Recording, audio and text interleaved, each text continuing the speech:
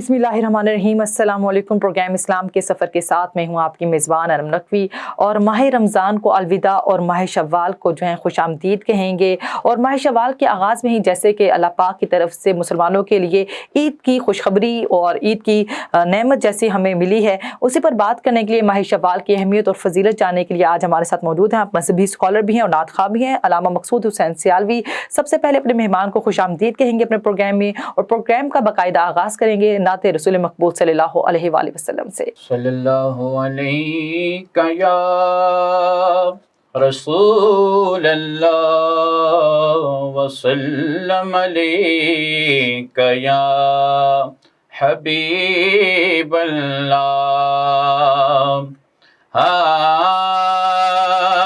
रोक लेती है आप की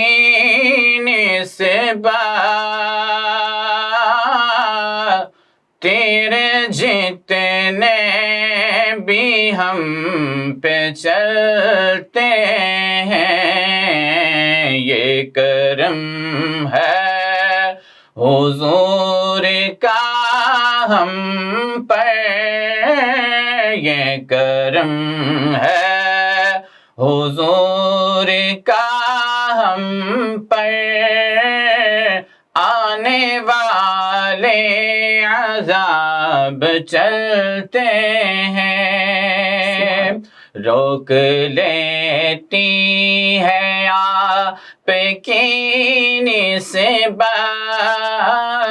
तेरे जितने भी हम पे चलते हैं। और अब कोई क्या हमें गिराएगा, अब कोई क्या हमें गिराएगा, हर सहारा गले लगाएगा। हमने खुद को गिरा दिया है वहाँ वल्लाह, हमने खुद को गिरा दिया है वहाँ, गिरने वाले जहाँ संभलते हैं। और मेरी औकात सिर्फ इतनी है, कुछ नहीं बात सिर्फ इतनी है। कल भी टुकड़ों पे उनके पलते थे, आज भी टुकड़ों पे उनके पलते हैं। रोक लेती है आपकी निस्बत तेरे जितने भी हम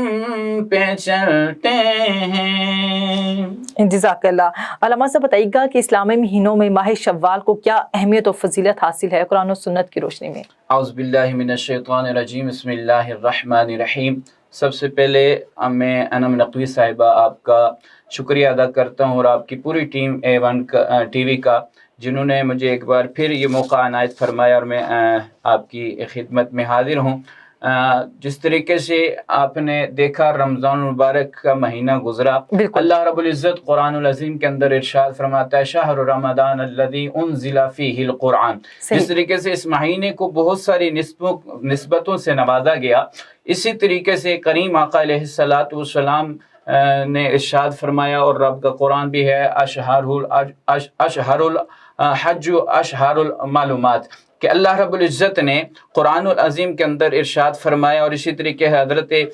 इमाम अबू काफ़ा रज़ी अल्लाह ताला अन्हु, आप इस हदीस के रावी हैं, आप फरमाते हैं कि जिस तरीके से रमज़ान को अल्लाह ताला ने इज़्ज़तों से नवाजा है, शोहरतों से नवाजा है, इसी तरीके से शवाल का महीना जो है इसकी अहमियत को बयान करते हुए अल्लाह रब्बुल इज़्ज़त का कुरान इरशाद फरमाता है कि जब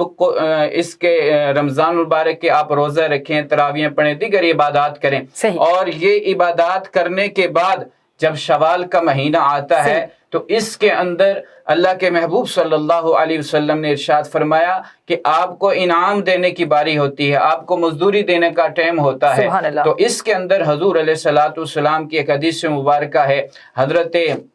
ابو امامہ رضی اللہ تعالی عنہ، آپ اس کے راوی ہیں، جس کا میں آپ کے سامنے مفہوم پیش فرما دیتا ہوں کہ آپ فرماتے ہیں کہ اس میں سب سے بڑی جو خوشخبری ہے، سب سے بڑا جو انعام ہے، جہنم سے آزادی تو ہوتی ہی ہوتی ہے، لیکن اس میں جو حضور علیہ الصلوۃ والسلام نے ارشاد فرمایا کہ اللہ نے محبوب کریم کی امت کو جو خوشیوں میں سے سب سے بڑی خوشی عطا فرمائی ہے وہ عید الفطر عطا فرمائی ہے۔ اور اس دن کو نبی پاک صلی اللہ علیہ وسلم نے ارشاد فرمایا جتنا پورے رمضان مبارک کے مہینے کے اندر مسلمانوں کو جہنم سے آزاد کیا جاتا ہے، جنت میں داخل کیا جاتا ہے، حضور علیہ الصلوۃ والسلام نے ارشاد فرمایا اسی طریقے سے اس دن کو بھی ہم دیکھیں نا، چاند رات کو ہم جو ہے بازاروں کی زینت بن جاتے ہیں، باہر نکل جاتے ہیں، جبکہ وہ مزدوری والا دن ہوتا ہے، یعنی شب ہوتی ہے، لیکن اس کے بالکل ساتھ ریلیٹڈ پہلا جو شوال شریف کا دن ہوتا ہے جسے عید الفطر کہا جاتا ہے، تو نبی پاک صلی اللہ علیہ وسلم نے ارشاد فرمایا کہ یقیناً وہ مسلمانوں کے لیے جس طریقے سے شعبان جو ہے وہ اللہ کے محبوب نے ارشاد فرمایا میرا مہینہ ہے، رمضان میرے رب کا مہینہ ہے، اور آگے جو شوال ہے حضور نے ارشاد فرمایا یہ میری امت کا مہینہ ہے، اور اس کے اندر جو ہے جتنی بھی عبادات کی ہوتی ہے اس کا صلہ دیا جاتا ہے، اور حضور علیہ الصلوۃ والسلام کی حدیث سے بھی ہمیں اس چیز کا جو نا معلوم ہوا، اور پھر آپ علیہ الصلوۃ والسلام نے ارشاد فرمایا خوشی کا دن ہے، اور جس طریقے سے بسا اوقات اس دن کو بھی بہت سارے بزرگ جو ہیں، پرانے جو بزرگ ہوتے تھے وہ بھی روزہ رکھ لیا کرتے تھے، لیکن حدیث شریف کے اندر آتا ہے کہ یہ دن جو ہے نا خوشی کا دن ہوتا ہے، یہ کھانے کا دن ہوتا ہے، کھلانے کا دن ہوتا ہے، خوشی بانٹنے کا دن ہوتا ہے، اور اس دن انسان کو اجرت ملنی ہوتی ہے، پورا مہینے کا جو ہے یہ دن جو ہے سردار دن ہوتا ہے اللہ کی بارگاہ سے، اس لیے دعا کرنی چاہیے۔ اور پھر حضور علیہ الصلوۃ والسلام کی زندگی جو ہے اس سے یہ دیکھیں نا، نبی پاک علیہ الصلوۃ والسلام عید والے دن آپ نماز عید کے بعد باہر نکلے، آپ نے دیکھا کہ ایک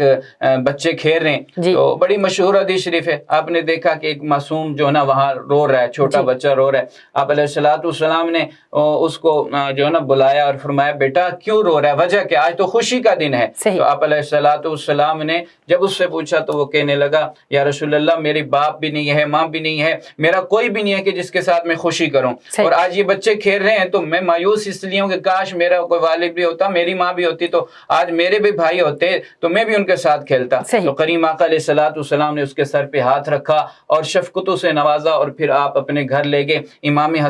حسن کو فرمایا بیٹا یہ تمہارا بھائی ہے، آپ اس کے ساتھ کھیلیں، اس کے ساتھ جو ہے نا خوشی کے ساتھ خوشی کا اظہار کریں، آج خوشی کا دن ہے، عید کا دن ہے۔ تو آپ علیہ الصلوۃ والسلام نے اس کے سر پہ ہاتھ رکھا، تو یتیم تھا، آقا علیہ الصلوۃ والسلام نے ارشاد فرمایا کہ جو یتیم کے سر پہ ہاتھ رکھتا ہے جتنے بال اس کے سر کے نیچے آتے ہیں اللہ اتنے گناہوں کو معاف فرما دیتا ہے۔ تو یہ جو شوال کا مہینہ ہے یہ اجر کا مہینہ ہے، اللہ سے مانگنے کا مہینہ ہے، نہ کہ ہم روزے رکھ کے یہ سمجھ لیں کہ ہم نے سب کچھ ادا کر دیا اب ہماری ذمہ داریاں ختم ہو گئی ہیں، ایسا نہیں ہے، اس میں مانگنے کا دن ہوتا ہے، اللہ سے مانگنا چاہیے۔ صحیح۔ تو آپ کا کہنے کا یہ ہے مقصد کہ ماہ شوال جو ہے اس کو بھی اہمیت اتنی ہی حاصل ہے جتنی کی ماہ رمضان کو حاصل ہے۔ تو علامہ صاحب بتائیے گا کہ ماہ شوال میں بھی نفلی روزے رکھنے چاہیے، اور کیا ان کی اہمیت ماہ شوال میں بھی اتنی ہے جتنے ماہ رمضان میں ہے؟ ماہ رمضان میں تو فرض روزے ہوتے ہیں، تو جو سنتی روزے ہیں تو نفلی روزے تو ماہ شوال میں رکھے جا سکتے ہیں، اور ان کی اہمیت کا کیا اس حوالے سے بتائیے گا؟ ماشاءاللہ آپ نے بہت خوبصورت سوال کیا۔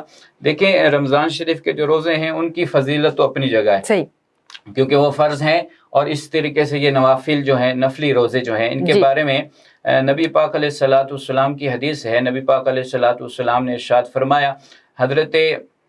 ابو ایوب انصاری رضی اللہ تعالیٰ عنہ آپ اس کے راوی ہیں، آپ فرماتے ہیں کہ نبی پاک علیہ الصلوۃ والسلام نے ارشاد فرمایا جس طریقے سے انسان رمضان کے روزے رکھتا ہے اور عبادات کرتا ہے، اب وہ اگر اسی طریقے سے مثال کے طور پہ شوال کے 6 دن جو ہیں وہ روزے رکھ لے، حضور علیہ الصلوۃ والسلام نے ارشاد فرمایا کہ اللہ تعالیٰ اسے پورے سال روزوں کا ثواب عطا فرماتا ہے، یعنی گویا اس نے پورے سال روزے رکھے ہیں۔ پھر صحابہ نے عرض کیا رسول اللہ صلی اللہ علیہ وسلم یہ تو وہ انسان ہے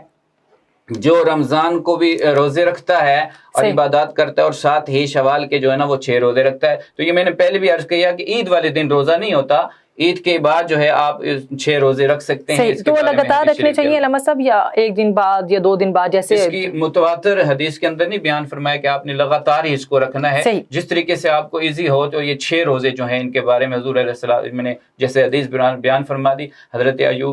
ابو ایوب انصاری رضی اللہ تعالیٰ عنہ آپ اس کے راوی آپ فرماتے ہیں کہ نبی کریم علیہ السلام نے ارشاد فرمایا کہ جس طریقے سے یہ 6 روزے انسان رکھ لیتا ہے تو حضور علیہ السلام نے فرمایا رمضان بھی ساتھ ہوتا ہے، ساتھ ہی شوال ہوتا ہے. شوال کے اندر یہ 6 روزے رکھنے والا گویا وہ اتنا اس کو ثواب ملتا ہے، یعنی اس نے پورے سال کو جو نا اس نے روزے ہی رکھے ہیں، اللہ اتنا ثواب عطا فرماتا ہے. اور اسی طریقے سے آپ کی جو بات کٹ رہی، اسی طریقے سے نبی پاک علیہ السلام نے ارشاد فرمایا جو متواتر رمضان کے بعد جو ہے نا شوال کے 6 روزے رکھنے کی عادت ڈال لیتا ہے تو حضور علیہ السلام کی حدیث ہے، نبی پاک صلی اللہ علیہ وسلم نے ارشاد فرمایا جیسے راوی میں نے آپ کے سامنے بیان فرما دیے کہ آپ نے فرمایا پھر اللہ تعالیٰ اس کو ساری عمر روزہ رکھنے کا ثواب عطا فرماتا ہے. سبحان اللہ سبحان اللہ. تو یہ ہے ماہ شوال کی جو روزوں کی اہمیت ہے. تو ماہ شوال میں علامہ صاحب بتائیے گا کون سے اہم واقعات ہیں جو ہوئے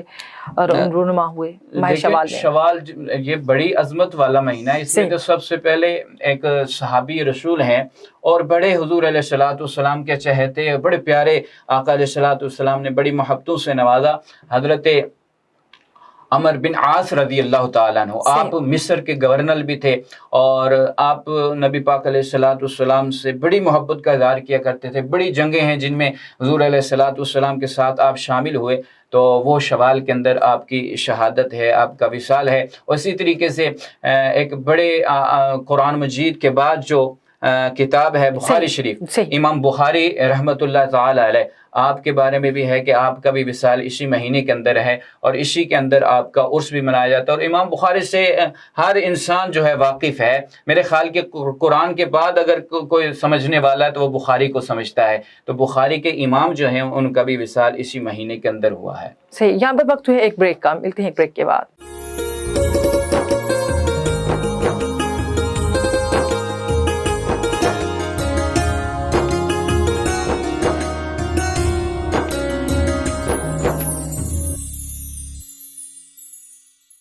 ویلکم بیک. علامہ صاحب جیسے کہ آپ واقعات کا بتا رہے تھے تو اسی حوالے سے بتائیے گا کوئی اہم واقعات جو ہیں اس ماہ مبارک سے ریلیٹڈ ان کے حوالے سے ذرا بتائیے گا. اس کے اندر ایک حدیث شریف ہے حضرت عبداللہ ابن مسعود رضی اللہ تعالیٰ عنہ. آپ نے ارشاد فرمایا کہ مکے کے اندر ایک نوجوان تھا جو کافر تھا، مسلمان نہیں تھا. صحیح. اس کا معمول یہ تھا کہ وہ روزانہ شیشے کے سامنے کھڑا ہو اور اپنے آپ کو بناتا سنوارتا خوبصورت بناتا. صحیح. اور پھر جب مکے کی بازار میں جائے اور مکے والوں سے پوچھے کہ میں کیسے لگ رہا ہوں تو مکے والے کہیں کہ جی آپ بہت خوبصورت ہیں، بہت حسین ہیں. تو وہ اس تعریف کی وجہ سے خوش ہوتا، پھر وہ لوٹ کر آ جاتا. یعنی اس کا یہ معمول تھا روزانہ بن سور کے جو نا میک اپ کر کے خوبصورت اپنے کپڑے سوار کے بازار میں جاتا. تو ایک دن نبی علیہ السلام سامنے سے، وہ مکے بازار سے گزر رہا تھا، سامنے سے نبی علیہ السلام تشریف لے آئے. تو حضور علیہ السلام جیسے ہی ظاہر ہوئے تو آپ کا چہرہ جو نا نبی پاک علیہ السلام کا چہرہ آپ کے سامنے آیا تو آپ کی نظر بھی آپ کے چہرے پہ پڑی تو بڑا حیران ہو گیا. کہنے لگا میں تو بڑا خوبصورت تھا، اتنا عرصہ گزر گیا، میں مکے کی بازار میں تیار ہو کر گلیوں میں گھومتا اور پوچھتا ہوں لیکن مجھ سے کتنے حسین ہیں، کتنے حسین ہیں. اور آپ حضور علیہ السلام کے اس جلوے میں گم ہو گئے. آپ نے روزانہ پھر نکلنا اور گلیوں کے اندر بازار کے اندر جا کر پہلے تو اپنے حسن کی باتیں کرتے تھے، اب حضور علیہ السلام کے حسن کی باتیں ہو رہی ہیں. حضور کا پوچھتے ہیں اور پھر نبی علیہ السلام 8 دن کے بعد آپ کو حکم ہوا تو آپ نے مکہ چھوڑا، مدینہ ہجرت کر کے چلے گئے. اب وہ نوجوان جو ہے بڑا بیزار سا ہو گیا اور بڑا تڑپ رہا تھا حضور علیہ السلام کی جدائی کے اندر. حالانکہ اس نے کلمہ نہیں پڑھا تھا، بس حسن دیکھا تو حضور علیہ السلام کے حسن کے اندر وہ گرفتار ہو گیا. تو آپ علیہ السلام کے بارے میں آپ مکے کی گلی میں پوچھے کہ یہاں میں نے ایک حسین کو دیکھا تھا، میں جانتا تو نہیں ہوں. تو مکے والوں نے فرمایا وہ آخری نبی ہیں اور ان کا نام محمد ہے. تعریف آپ نے ان کی اور پھر اس کے بعد وہ کہنے لگے وہ کہاں گئے؟ وہ کہنے لگے وہ مدینے چلے گئے. آپ لوٹ کر وہ نوجوان گھر آیا، اپنی والدہ اور اپنے چچا سے کہنے لگا، چچا کافر ہے، والدہ بھی کافرہ ہے. تو وہ کہنے لگا چچا جی امی جی مجھے اجازت دیں، میں مدینے جانا چاہتا ہوں. تو آپ کے جو چاچا تھے انہوں نے کہا بیٹا یہ جو کاروبار ہے یہ سارا نظام آپ کے حوالے کیا ہوا ہے تو آپ اس کو چلاتے ہیں تو میں آپ کو کیسے چھوڑ سکتا ہوں؟ تو آپ نے کہا چاچا کچھ بھی کر لیں لیکن میں نے اب مکے نہیں رہنا، میں نے مدینے جانا ہے، میں نے یہاں نہیں رہنا۔ تو نبی علیہ الصلوۃ والسلام کی محبت کے اندر اس نے جب اپنے چاچا کو مجبور کیا تو اس نے کہا کہ یہ مال، اس نے سارا کچھ، نے کہا چاچا یہ لے لیں، اب چابیاں اٹھائیں، کنجیاں اٹھائیں، جا کر چاچے کے قدم میں ڈالیں اور اپنی والدہ سے اجازت لینے لگا۔ تو چاچا آخر میں کہنے لگا اچھا یہ تو نے دے دیا لیکن تو نہیں جا سکتا۔ فرمایا اب کیوں نہیں جا سکتا؟ سب کچھ تیرے حوالے کر دیا، تو میں نے جانا ہے مدینہ شریف۔ تو انہوں نے فرمایا نہیں جا سکتا، تیرے جسم پر جو لباس ہے نا یہ بھی میری کمائی سے، میرے پیسوں سے خریدا ہوا ہے، تو مدینہ نہیں جا سکتا۔ اس نے والدہ کو کہا امی جی اگر کوئی چادر ہے کوئی دوپٹہ ہے تو مجھے بتائیں۔ آپ کی والدہ نے اندر سے چادر دی، آپ دروازے کے پیچھے جاتے ہیں، کپڑے اتارے اور وہ ایک چادر درمیان سے پھاڑ کے آپ نے اپنے ستر کو ڈھانپا اور ایک کو اپنے سر پہ لپیٹا اور وہ کپڑے جو ہیں اٹھا کر اپنے چاچے کے قدموں میں ڈالے اور کہنے لگے یہ لے چاچا تیرے کپڑے، اب مجھے اس کا تانا نہیں دینا، میں نے مدینے جانا ہے۔ نبی پاک علیہ الصلوۃ والسلام کا وہ غلام جب مدینے پہنچا اور مدینے میں جا کر اس نے پوچھا ایسی حلیے والے، ایسی شکل والے میں نے دیکھے تھے، انہوں نے فرمایا وہ نبی ہیں اور وہ سامنے جو کچی مسجد ہے مسجد نبوی وہ وہاں ہیں، اور صحابہ کی ساتھ جو ہے نا وہ حسن سلوک سے پیش آتے ہیں اور وہ آپ صحابہ کو دین سکھاتے ہیں، دین کی باتیں بتاتے ہیں، تعلیم دیتے ہیں، تو اگر آپ نے ملنا ہے تو آپ چلے جائیں۔ تو وہ نوجوان جب وہاں جا کر پہنچا تو آپ نے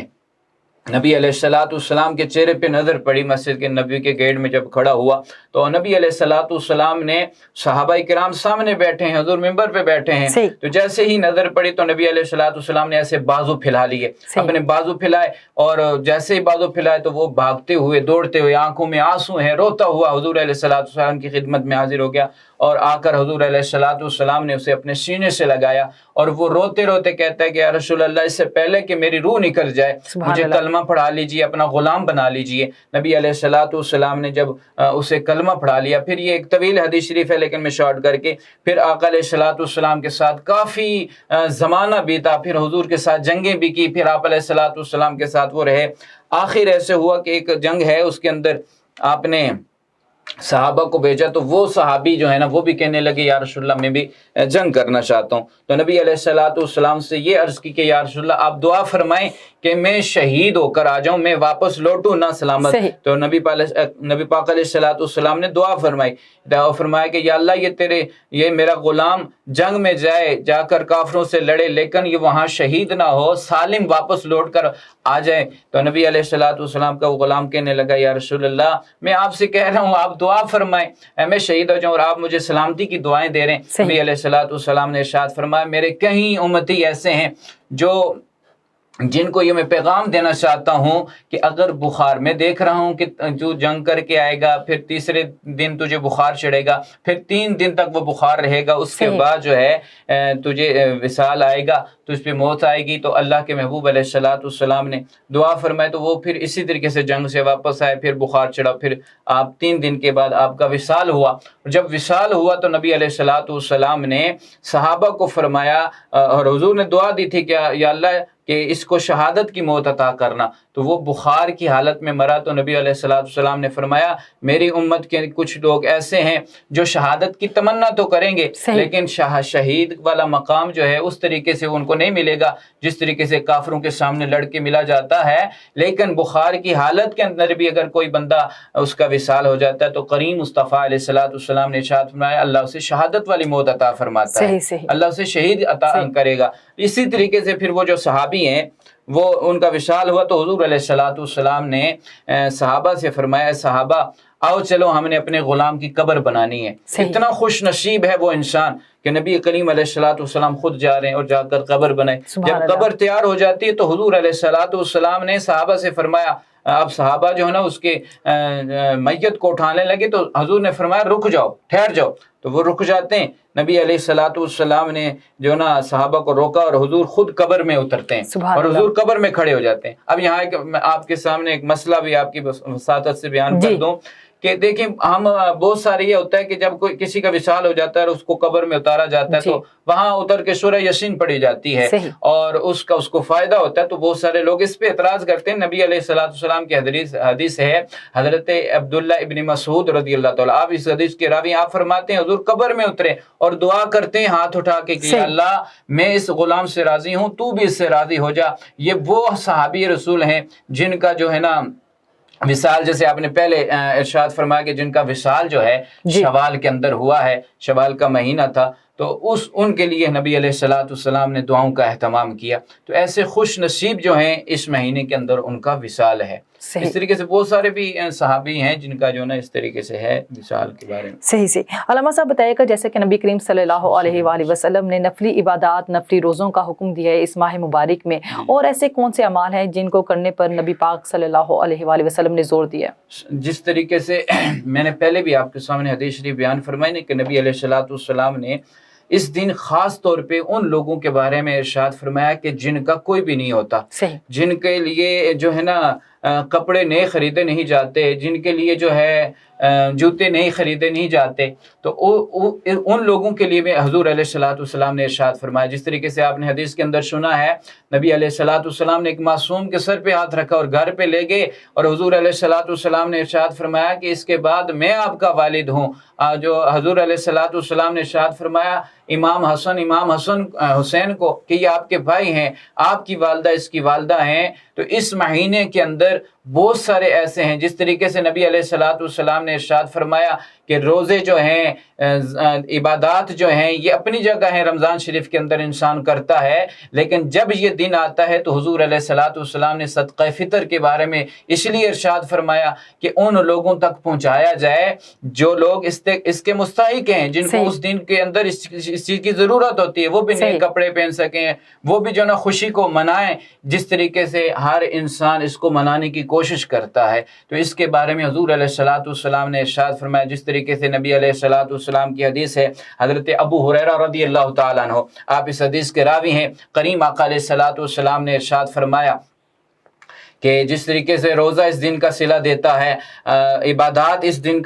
دن کے اندر صلہ ملتا ہے، اس کو اس کا اجر ملتا ہے، اسی طریقے سے اگر کسی انسان کو اس دن کے اندر خوشی کے ساتھ مل لیا جائے، اگر میرے آقا علیہ السلام نے ارشاد فرمایا کہ اس کو خوشی کے ساتھ گلے سے لگایا جائے اور ان خوشیوں میں اس کو اپنے ساتھ شامل کیا جائے، نبی علیہ السلام نے ارشاد فرمایا کہ اس وجہ سے اللہ تعالیٰ اس کے گناہوں کو معاف فرماتا ہے، اس کے درجات بلند کرتا ہے۔ جس طریقے سے رمضان کے اندر انسان روزے رکھ کے اپنے گناہوں کی تلافی کرتا ہے نا، اسی طریقے سے اس دن کے اندر بھی حضور علیہ السلام نے ارشاد فرمایا کہ ان لوگوں کے ساتھ حسن سلوک سے پیش آؤ کہ جن کا اس دن کے اندر کوئی بھی خوشی کے ساتھ خوشی میں شامل کرنے والا نہیں ہوتا۔ تو ہمیں کوشش کرنی چاہیے کہ جہاں ہم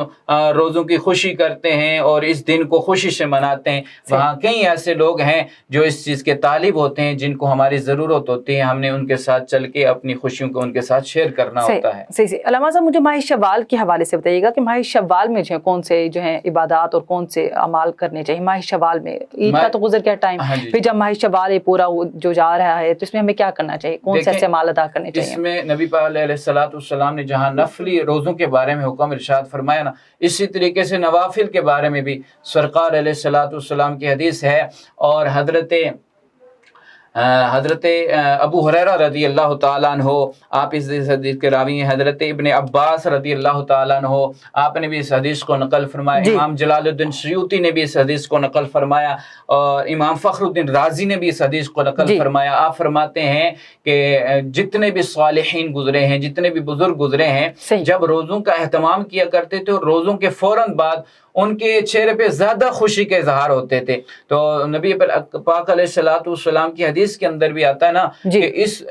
اس مہینے کے اندر انسان کو خوش ہونا چاہیے اور خوشی کے ساتھ اس مہینے کو گزارنا چاہیے، کہ نبی پاک علیہ السلام نے ارشاد فرمایا، جس دیکھیں نا، اب انسان رمضان کے روزے رکھتا ہے تو اس کے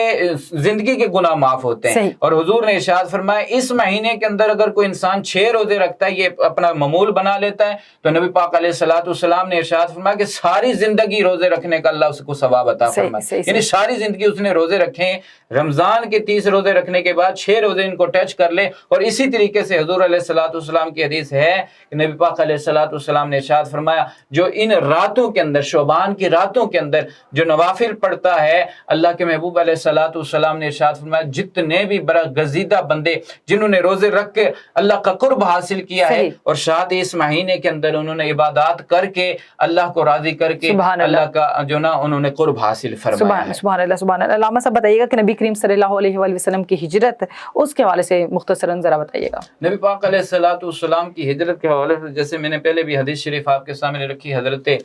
عبداللہ ابن مسعود رضی اللہ تعالیٰ عنہ آپ مکے میں ہیں اور جب مدینے پہنچتے ہیں تو اس کے حوالے سے مطلب بہت ساری حدیث مبارکیں, لیکن مشہور زمانہ حدیث مبارکہ نبی علیہ الصلوۃ والسلام نے شوال کے مہینے کے اندر جب ہجرت فرمائی تو آپ مکے پہنچتے ہیں تو مکے والوں نے نبی علیہ الصلوۃ والسلام سے اپنی محبت کے اظہار کچھ اس طریقے سے کیا جس کے اندر ایک حدیث شریف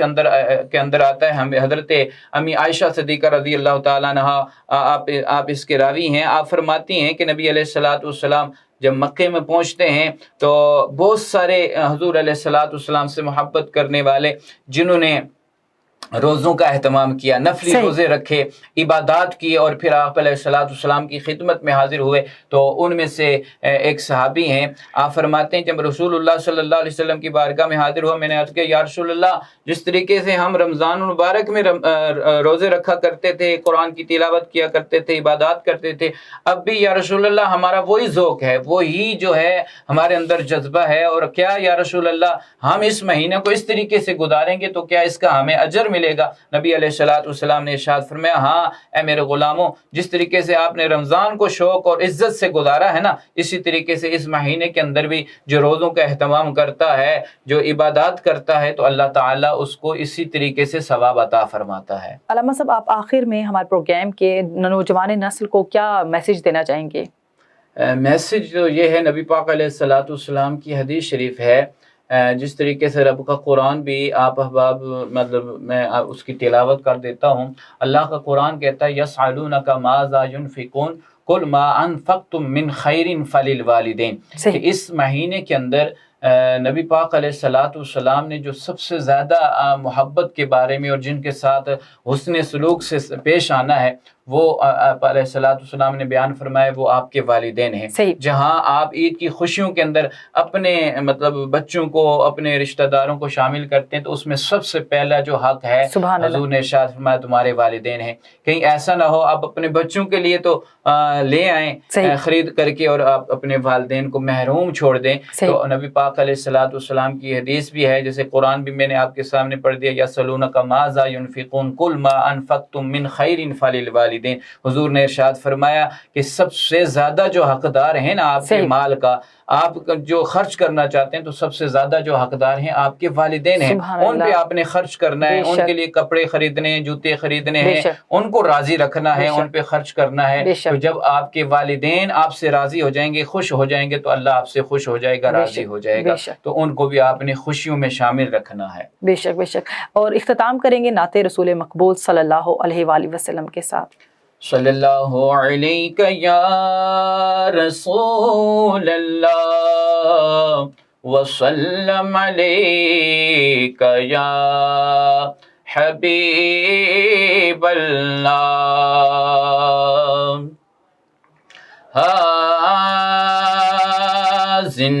زندگی حقیقت میں بس اسی نے پائی ہے, مصطفیٰ کے قدموں میں موت جس کو آئی ہے. زندگی حقیقت میں بس اسی نے پائی ہے. بات میرے مرشد نے مجھ کو یہ بتائی ہے, جو نبی کا ہو جائے اس کی کل خدائی ہے، زندگی حقیقت میں بس اسی نے پائی ہے، اور چار سو اندھیرا تھا، ظلمتوں کا ڈیرا تھا، آقا جی آپ کے آنے سے یہ دنیا جگمگائی ہے۔ جزاک اللہ۔ اس کے ساتھ ہی اپنی میزبان انم نقوی کو دیجیے اجازت، اللہ حافظ۔